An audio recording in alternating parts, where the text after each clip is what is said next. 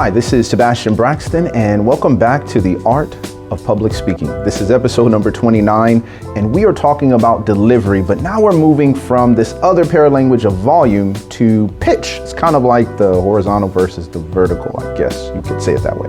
Now, pitch is take a piano, right? You can go from one side of the piano, the really deep part, and you go to the really high ding, ding, ding, ding. Sounds really annoying part of the piano that usually kids always like to choose that part of the piano. Well, that's essentially the range of sounds that this instrument makes. And that range is what we call the pitch. Now, you probably have seen The Sound of Music, or maybe you know people who practice this typical vocal warm-up, right? Do, re, mi, fa, sol, la, ti, do. Essentially, that is a exercise in pitch.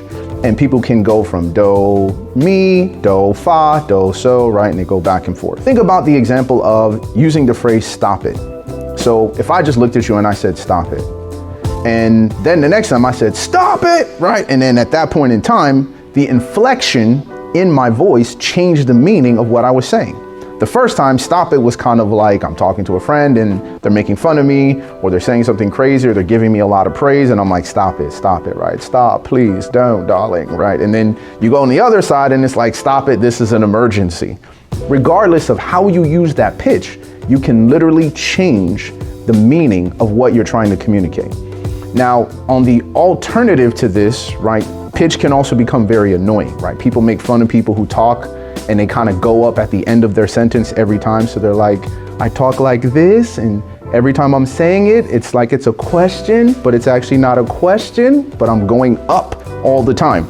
So be careful that you don't make it into a bad habit, too much inflection too often. Now, the alternative to pitch control is monotone, where we're just talking like this and we never vary our pitch anytime, at any word, at any point of what we're discussing, right? Sounds like your 8th grade chemistry teacher, probably, and which is why we fall asleep, because there is no variation in the pitch. So keep in mind that you don't want to be monotone because you're going to lose your audience.